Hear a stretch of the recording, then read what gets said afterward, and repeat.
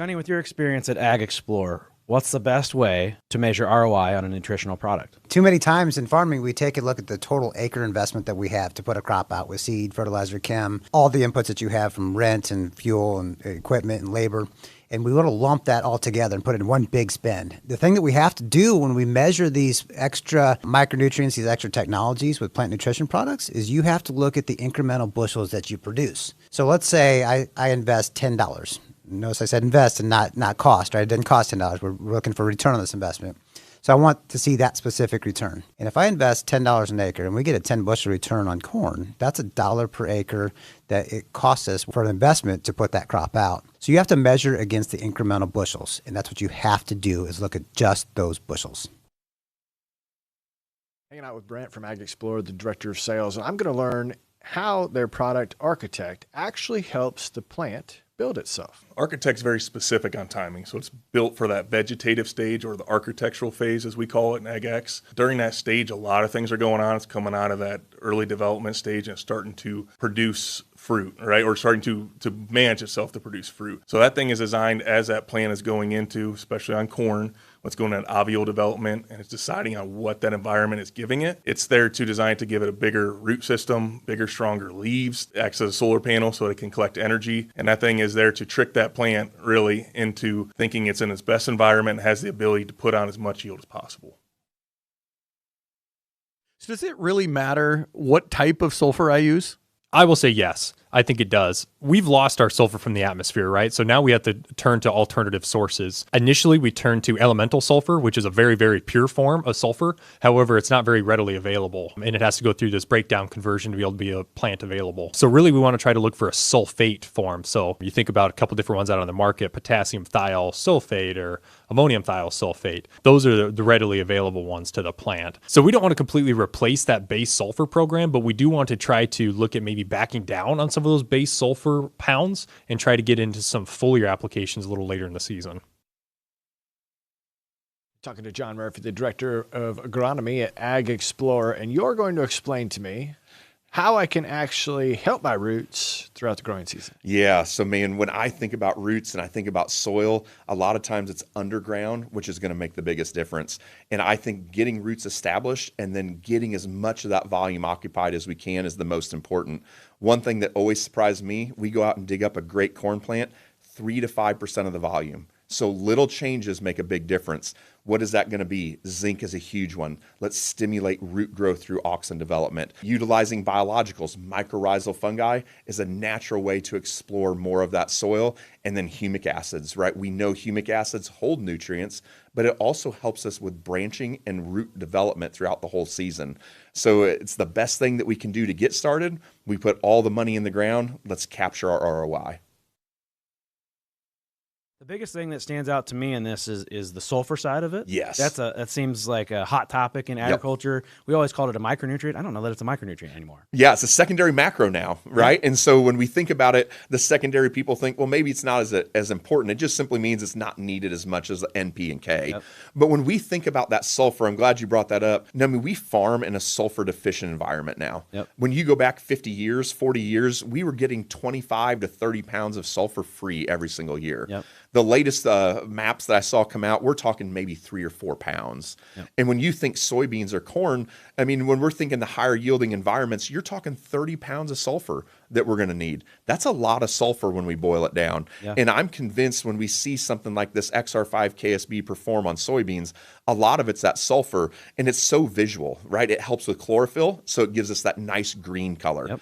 When you specifically are thinking soybeans, it helps with protein and oil. That's a quality factor, yep. Right? When we think protein and oil, that helps us build test weight. So when we think about those areas, it helps us build that entire structure all the way from the start to the finish. All right, we are back with Dr. John Murphy from Ag Explorer, and today we are talking white papers again, and we are specifically talking about XR5 KSB. Besides a bunch of letters and one number, that's right. John, what is XR5 KSB? That's a great description. A bunch of letters and a number. Yeah. I like that. But when we think about XR5 KSB, what I like to think about this as is it's at a foliar nutritional that we can place on just about every acre. So let's kind of break down a little bit what's in there. So easy way to remember it, you guys have awesome John Deere stuff around us right here. Yep. It is a 40-20. It's a 4% nitrogen, and then it's a 20% potassium. And so that's our 40-20, then a 5% sulfur, 0.5% boron.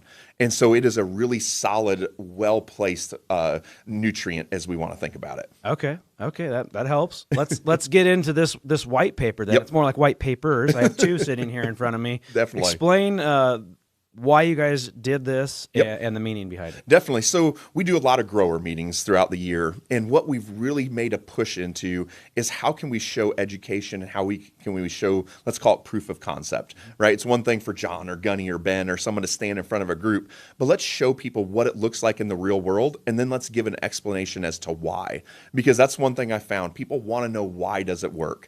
And so that when we're looking at this XR5 KSB, the white paper that you have in front of you is a replicated trials that we did across Ohio and Indiana, and is replicated at 4 different locations. And I think that's important because your fields are not going to be the same as everybody else's in the room. So we want to look at how does it function across a wide spectrum, but not only that, how is it working? Why is it working? And what's that positive ROI? Because honestly, at the end of the day, the positive ROI is what's really going to matter. It's great that it works, but if I can't generate a return for you, you aren't coming back to me next year. Right. So what did you find in the study? Yep. So what we found in this study is one single application of XR5 KSB, our 40-20, if we want to think about it that way. I like that. I do too. It's an easy way to remember it for guys like me. The logo coming up on a jug right now. That's right. But one single application at any time post-pass. So we're thinking soybeans in this one, that 3rd trifoliate up to about that 5th trifoliate gave you almost 3.5 bushel response. And when you take soybeans at current price, that's almost a $30 ROI after you remove the expense of that product. I mean, that got your attention. That's real money. And it's replicated. It wasn't a one-off, right? And it was third party. So it's not anything that I even had an influence on. Yeah. The biggest thing that stands out to me in this is the sulfur side of it. Yes. That seems like a hot topic in agriculture. We always called it a micronutrient. I don't know that it's a micronutrient anymore. Yeah, it's a secondary macro now, right? And so when we think about it, the secondary people think, well, maybe it's not as important. It just simply means it's not needed as much as NP and K. But when we think about that sulfur, I'm glad you brought that up. I mean, we farm in a sulfur deficient environment now. When you go back 50 years, 40 years, we were getting 25 to 30 pounds of sulfur free every single year. The latest maps that I saw come out, we're talking maybe 3 or 4 pounds. And when you think soybeans or corn, I mean, when we're thinking the higher yielding environments, you're talking 30 pounds of sulfur that we're going to need. That's a lot of sulfur when we boil it down. And I'm convinced when we see something like this XR5 KSB perform on soybeans, a lot of it's that sulfur, and it's so visual, right? It helps with chlorophyll, so it gives us that nice green color. When you specifically are thinking soybeans, it helps with protein and oil. That's a quality factor, right? When we think protein and oil, that helps us build test weight. So when we think about those areas, it helps us build that entire structure all the way from the start to the finish. I want to talk about the ratio. Who came up with the 40-20? I mean, there's got to be a method to the madness here. There is. So Gunther Kreps had that final say in there. Gunny, he's our in-house geek. He likes to call himself. That won't get me fired, I don't think. But it's the idea that these are highly weathered nutrients, and they're nutrients that we know they need. So let's think about potassium. We know soybeans are potassium hogs, right? Something like 1.3 pounds per bushel. That's incredibly high. So what is this doing? Well, it's supplying just a little bit more, right? We're not saying take it all out of the soil, but we're also saying, hey, we're not getting it all out of the soil. Our base saturations aren't high enough. And so it's a way to get that in. Sulfur the same way. We're not replacing 30 pounds. I like to tell people, hey, let's take this and let's just reallocate 5%. Let's put it in the growing season when the plant needs it. And so that's what we're really looking at with this product, is getting those nutrients at the time that they need. All right, the last thing, where can we pair this? Where can we put this? Where all can we use it? I love it. And that's the thing I like about KSB. I really see KSB used 3 different ways that give us great returns. The first one is just simply using KSB alone, like this white paper. It gave us a 3.5 bushel yield. The second way that I like utilizing across the United States is I call it my base product. So we start with KSB, and then let's say we go west and we need more boron on our canola. We can spike it with 16 ounces of boron. I go down in peanut country and we need boron. I spike it with that. We go over in Illinois, we need more sulfur. I put more sulfur in there. So that's my second way. And then the third way that we see probably the best ROI is part of a program. It's not just one thing. It's how did I get my plant up out of the ground? Then I'm feeding it. Now can I pair it with a fungicide? It's about that whole year long. And those are the best ROIs that I see if we place it in one of those three ways. And you're drawing this from a second white paper that I'm not... Yes. Yep. So we have a brand new one that's going to come out. So one thing I love about Ag Explorer, we have data coming in all the time. And I love data. But we actually have a study that came out utilizing this on corn in Illinois. And we used just the KSB. Then we paired it with Architect, which is an early season PGR. And then we paired it with Onward Max. And it tells the perfect story. You add XR5 KSB, and we bumped it by about 6 bushel. You add Architect, you bump it by 9. You put a second application on it, you bump it by 15 bushel. Wow. And now all of a sudden your ROIs are in the $50 an acre range. Well, there you have it. Another white paper from Ag Explorer. They're always learning and always improving. Hello and welcome to From the Field, brought to you by Ag Explorer. I'm Gunther. And I'm John. And we're here today to talk about the 5 phases of crop production. John, what's that first phase that we started? Yeah, I love this idea of talking about phases of production, right? So often, at least myself, I get tunnel vision. And I want to think about, man, what am I just going to do on a post pass? Or maybe what am I just going to do seed, or what am I doing fungicide? But really, when we think about production, it's about all 5 phases, right? And interestingly enough, when we think 5 phases, that first phase here actually started last fall when they came through and they shelled the corn, they cut the beans off this field right here.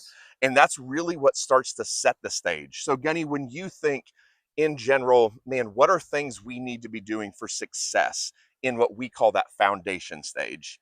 What are things that come to mind for you? John, there's a lot of things that come to my mind when I think about the preparation it takes to get a soybean field like this ready to plant. So that's soil testing, it's fertility, the plow down that I'm going to put on, fall tillage, fall burn down, and that residue management. Like, guys, when you think about that corn crop that you got sitting out there several years ago, Kansas State, which you spent some time at, right? That's doing some postdoc work at. You know, back in like 2009-ish, they published a paper, John, that said in like a corn crop residue on a 200 bushel corn crop, you had about $125 worth of value sitting out there. I would say that in today, being April 15th, it's tax day and farming can be taxing, let's face it. But when you think about the residue value that's sitting out there, I contend it's probably a little bit higher than $125 anymore with that fertilizer value that's sitting out there. But those are things that I think about from that day one of when that combine leaves the field to the day we stick a seed in the ground, right? That foundation phase. I agree with you. And like you said, right, this year and I think next year, it's about the efficiencies in that stage, right? What can we do to extract maximum efficiency? And I love the fact you brought up soil testing, right? Whether we're on grids, whether we're on zones, we have to know where we start. Right. And that's the pounds on the ground part to set us up for success. And then that really, as I kind of think about it, moves us into the second stage, which I think I'm going to piggyback on a couple things you said there. As we move into the second stage, it's the establishment. And the thing with the establishment is we don't get a second chance. That's how I like to think about establishment. One and done. Whether it's getting seeds in the ground and getting a good stand, taking care of weeds, getting it weed free until we get canopy closure, those are the chances we get early. So when we think about things that drive yield and we're an establishment, the first thing I always go to is plant population, right? And when we think about plant population, it really doesn't matter what crop we're talking about, corn, soybeans, even wheat, when we're talking in the millions, right? That's the first component of our yield. And so when I think about, man, what am I going to do in establishment? It all revolves around getting the seed placed where it needs to go, getting it out of the ground, right? We've all done the flagging, right? When we go through and how even did it go, but then the vigor that we have. So Gunny, talk to me about, man, those 3 things when we look at that, getting it placed where it needs to, getting it out of the ground uniform, and getting it vigor.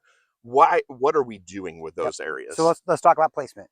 anytime you have two seeds that are side by side, what do they become? Yeah, they compete. They become weeds, right? They are useless seeds anymore. They are now weeds, and they're going to compete for moisture and nutrients and all season long, and they're not going to produce the potential as if we have even spacing. Yep. You know, as I sit here and I look at the spacing in the soybean field, the guys planter did a phenomenal job. Yep. Like I see it nice and evenly spaced. I agree. And we're obviously here on ridge-till planting, which Yep. is kind of unique for me coming from the upper Midwest, or the I'm going to say upper part of northern part of Indiana. We don't do a lot of ridge-till. Yep. But we're sitting here in southern Illinois, and there's some cotton fields down the road that are sitting here on ridge-till, and we do some soybeans, high intensity farming with soybeans. Completely. So we can control the irrigation. So I think that seedling spacing is really important. Yep. Secondly is that getting it up and getting it going, and that early season vigor is really important. Yep. Because guys, if we have an uneven stand, let's say that you wake up in the morning and you look out the kitchen window and you see part of the field comes up one day. 3 days later, the other part of the field comes up.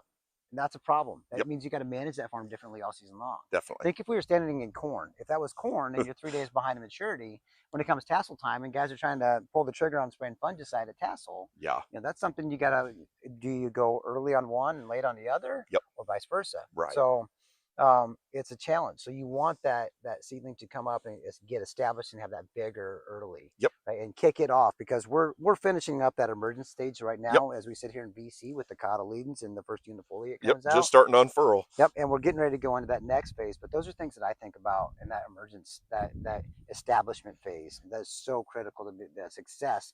We screw this up, guys, we can't go back in time. And I love what you brought up, right, with that idea of competition, right? Because when we think about just the environment in general, it's hard enough. Yep. And so other things I think come into play and move us into that next stage is, what are you doing for weed control? Mm-hmm. What are you running for pre's, right? Because the more, or the more weed control we get, the less competition we get, the more likely we are to have seedling vigor. And we kind of dug a few of these out, just kind of looking at how everything was going. And we all are aware of this, but man, not very much of a root system. When we look at these initial ones, not a whole lot of sunlight capture happening yet. So competition is a huge yield robber at this point. And it gets to that time of, man, did we get it out before we plant, or do we go right out after we planted? And that residual, trying to keep control of that weeds for 20 to 30 days as that rainfall activates it, because that's really going to drive success. Right. And that's what we keep going back to. How do we set it up for early season success? Yes, absolutely. So are you asking me, John? How we No, I'm just, but that's what I love that you were bringing up, because it's about early season, right? When we think about developing yield, right now we're developing yield. Absolutely. And it's that early season success. On those early season successes on a soybean plant. So much like corn, when we're in that V3 to V5, right? And V stages, just like our shirt collars, right? Got the ring around the back, one's the collar in the front. On soybeans, on those early V stages, we can actually induce that axillary branching, right? And those are the ones that hold on to the fruiting sites, the pods. They'll set the flowers in the pods. And we can do that with the right technologies early. So John, when you think about that next phase, we call it the architecture phase, right? And Mother Nature starts to throw some stresses at us. When you think about those abiotic stresses, what are some things that we can do to manage through, you know, that heat stress, that drought stress that Mother Nature loves to throw at us, and limit our capacity to accept sunlight and physically do something with it? Yep. And I think just like how complex architecture is, right? I love the word architecture with this. It is also complex because it's more than one thing. Because as we think about what's driving yield, first of all, you already brought it up, it's those secondary branches, those axillary branches developing nodes. So the first thing is we move into that third phase, right? Which is going to be that architectural. It's the idea of, how can I drive nodes? Because really at a node, 3 different things can happen. Nothing can happen. We hope that's not one of them. Not the case. The second one is we can put a branch on. The third one is I can set flowers. And that is where we start developing potential yield, right? As we get into that kind of fun part of the season. So big things to me, and I'm going to go back to soil fertility first, is how do we keep nutrients flowing through the plant? Huge thing, potassium, right? I think we farm in general, it's hard to get potassium out of the soil, because unless we have water with mass flow, or our fairly weak roots are coming in contact, we're not going to get sufficient amount of potassium. Second thing, soybeans, just in general, soybeans, corn, everything across the board, we are deficient in sulfur at this time. And one thing I've really enjoyed doing over the last few years is we have invested heavily into research to understand timings, right? And this is one of the biggest times that we have seen when you go in with a post pass to apply potassium and sulfur. And it's about ROI. right? It's not just only yield, it's about how much money am I going to generate off of that.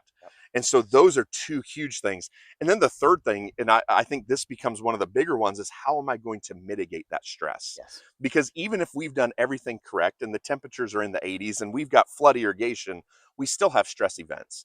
And so we have to learn how we mitigate stress. But I think it's more than one prong. So Gunny, when you think about mitigating stress, what are some different prongs that you use to do that? Yeah, so John, I think about a lot of technologies that we build into like our Yep. fertilizers and our foliar applications and those timing with the post-herbicide passes. Yep. And I look at biostimulants, some of the amino acids and protein hydrolysates and the seaweed compounds, but I also think about the right plant growth hormones. Yes. And you know, when we think about hormones, we think about those that help get a plant get established with like IBA and gib acid, Yep. right? And those are great tools to use to get roots underneath it and form root hairs and retain root hairs, right, on that root system.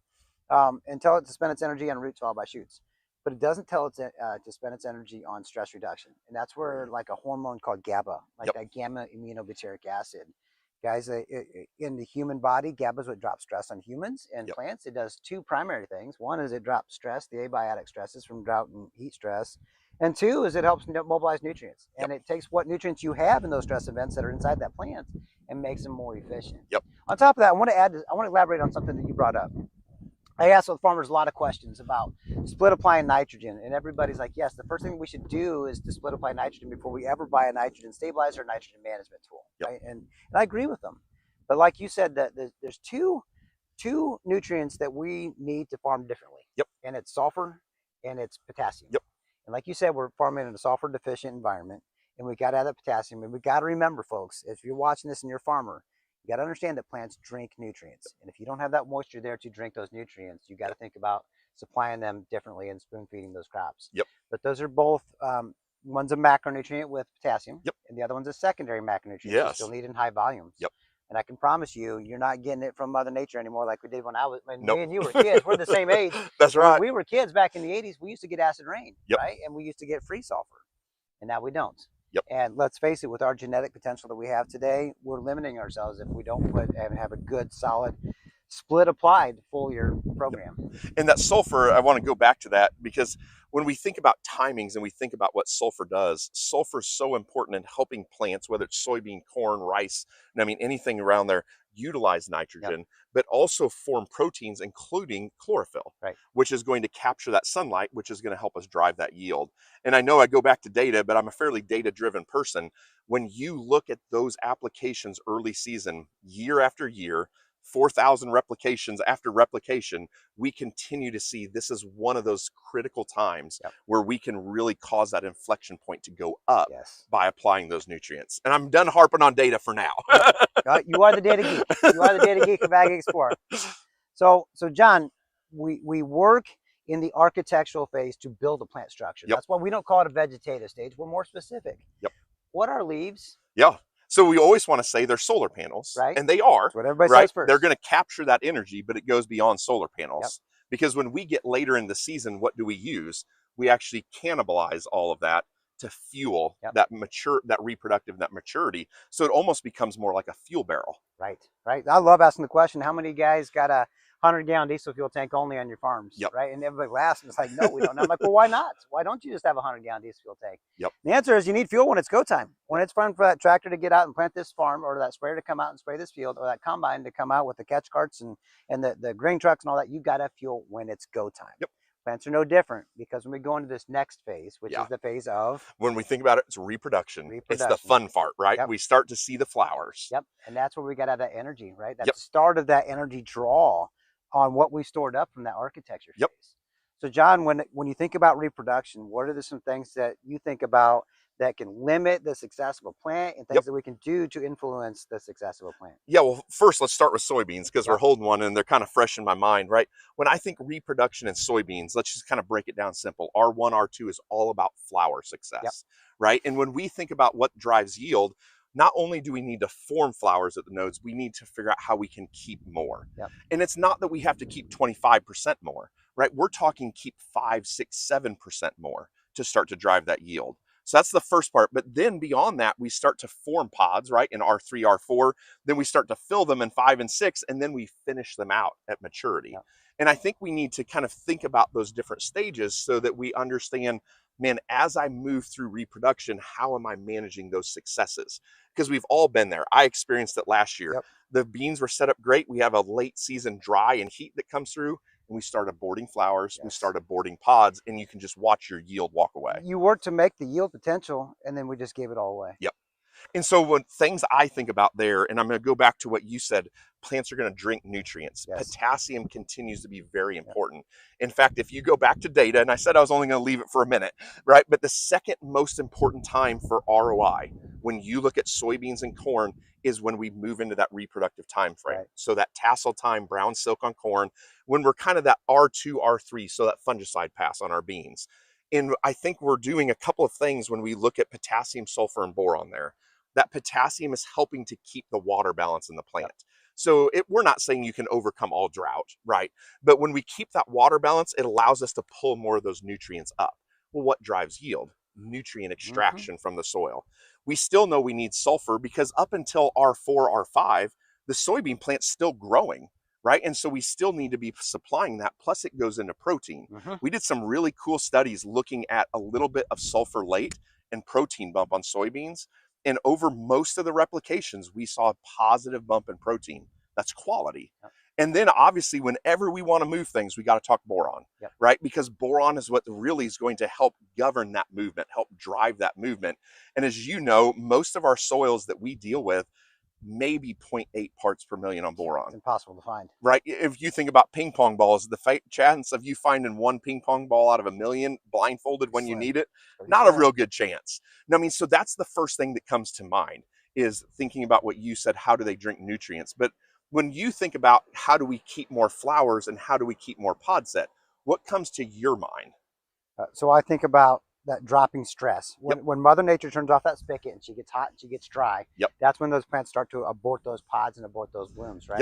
And those are our fruiting sites. So what I would think about doing is we do a lot with those late season hormones, the GABA, the choline chloride, the kinetin pieces. That kinetin, specifically when you use it late season, is built for flower protection, right? And pollen viability. It's all about success, right? All about helping that success late season. So there are tools and technologies that we can use to combat Mother Nature's obstacles that she throws at us. I want to jump on that choline chloride if you don't care. No, I mean, when we think about what drives yield, we can boil it down to two things. How much photosynthesis and how long. And when we move into maturity, it's not just about how much. We've now moved into how long can I do that? We call it grain fill. And when you think about genetics, and I'm not an expert in plant genetics by any stretch, but we have phenomenal genetics. And in my mind, the way we start to capture the value of those new genetics is how am I going to grow them a little longer? How am I going to push that grain fill? Because we know we have the genetics right here. We just have to figure out how we expand that, right? How we push that. And choline chloride is such an interesting component, right? We've known about it since the 70s, but what it does is it slows down the breakdown of chlorophyll, which what does that do? Now it lets me elongate my grain fill. And so I think these key components, and again, it goes back to managing these small components, if we go all the way through, is where we start to drive that yield. But I want you to expand a little more on stress, right? Because we know a soybean plant can abort what, 50 to 60, 70% of all of its flowers. In your mind, what happens now if we add 5%? I've been to your fields in northern Indiana. You guys can set 100 plus pods per plant, no problem. What happens if I keep 5% more? And now all of a sudden I'm looking 15 to 20 more beans.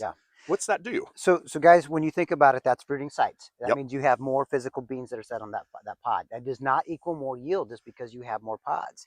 You got to remember that I like to tell people that when you retain those pods and those fruiting sites, it's like setting more plates at your dining room table. So if you go from 6 plates to 8 plates, that's a great first step. But you have to have more food to put on it. You don't want to just rob from the other 6 plates and then fill those 2 plates because your output's still the same. Soybean plants are the same way. So when I think about making sure that we have food that goes in there, it's back to that conversation you had about potassium. You've got to have that late season potassium.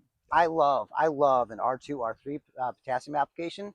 followed by a late R4, R5, which is really that final stage, the maturity, Yes. right, of finishing these crops off. Yep. So when you think about, there was a paper that came out from Purdue University, which is my alma mater. Yep.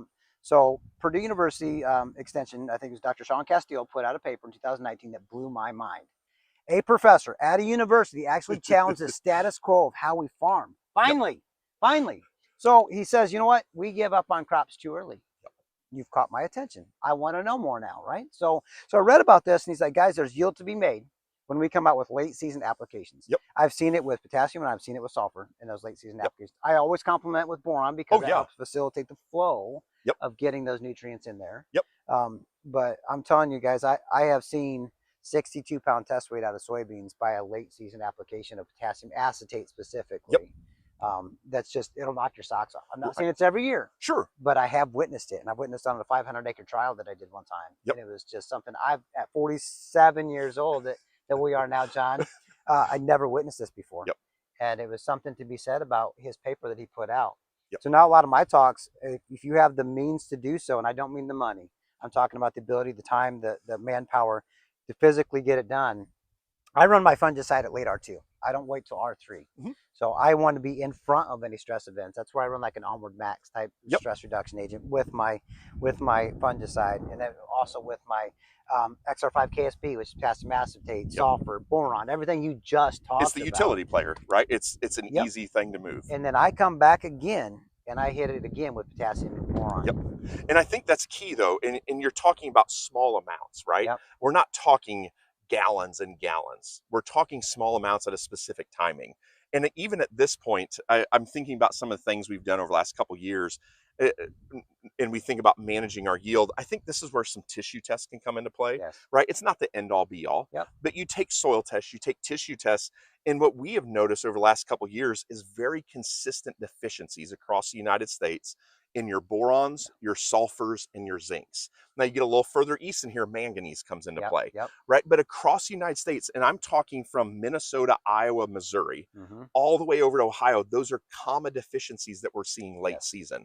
And the interesting thing about it is when we think about how much are we short, a lot of times we're talking less than 1/10 of a pound. Is what is needed. So again, it's not this massive change, but it goes back to supporting small things backed by data and research, right? There's an art to farming, but there's data and research that can drive that ROI. And that's what really helps us finish out the crop, just like you're talking about. John, let me ask you a question. As a well-established, well-recognized agronomist, would you agree that if you go out and you pull tissue samples year after year, let's say you do it 3 to 5 years in a row, and you're seeing those zincs, those borons, those manganese, whatever deficiencies consistently, do you need to keep pulling tissue samples to find the same thing year after year? No. Or should it just become part of your practice? Yeah, it just becomes part of the practice. I like to think we're really good at the bookends of crop production. Yes, we are. Right? We're really good at seed genetics, putting things in the ground and getting them out. We're collecting the data on that. And then we're really good most time of getting our yield data, right? And that's our 2 bookends. But we sometimes forget about all the chapters that happen, right? And when you read a book, a lot of times the first chapters are really exciting. And the last 2 chapters like, oh, wow, look what happened.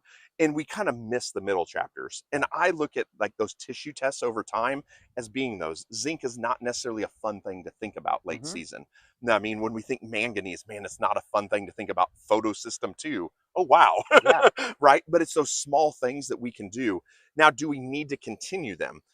Even from a data guy, right? Once we kind of know how our farms behave, I love to still pull a few, but we probably don't have to invest quite as heavily as we did to set that baseline. Because once we know how it goes, let's be honest, unless we're going to somehow build our zinc parts per million by 5, and now we're at 10 parts, right? Or we're going to get our manganese up to 5 pounds. And even then, let's be honest, we have millions of pounds in an acre furrow slice. We learn how our crops start to respond, right? We learn how our kids are when they grow up. Our crops are really similar from year to year. Absolutely. John, I appreciate you coming out here with me today in Southern Illinois. We're standing out here in a ridge-tail farm of soybeans. Just to recap, when we think about the 5 phases of agriculture, the reason that we at Ag Explore do this, we've developed this system, is to be able to challenge the status quo in which the way we farm. Because doing the same thing year after year after year and expecting different results is the definition of what? Insanity. Insanity. So to recap these and how we challenge farming, We break it down into the 5. Yep. First one is foundation, combine to planter. Second one is establishment, get this crop up, get it going and get it established. Third is going to be the architecture phase, and that's really to build that plant structure to be able to accept sunlight and to build that fuel tank to hold nutrients going into that. Next 2 phases of reproduction followed by maturity. Yep. Guys, don't quit, especially on these soybean plants. Don't quit at reproduction. There's something for you to experience and come back and see in a late season application with that potassium and that sulfur and that boron. That is something you need to see on your farm to see how it works for you and your acres. So I'm going to encourage people to reach out to us. You can find us at AgExplore. That's AGXPLORE.com. I'm sure that we'll pop up all our other social media sites that are on here, but feel free to reach out to us. We're only a phone call away, an email away, and we're happy to help. So guys, I hope you have a successful farming season. You're going to see more of us breaking down these different phases throughout the year from the field. You'll see more of John and me and some of our other agronomists and some of our other sales support that we have out there. So definitely. Thank you, and here's to a successful season.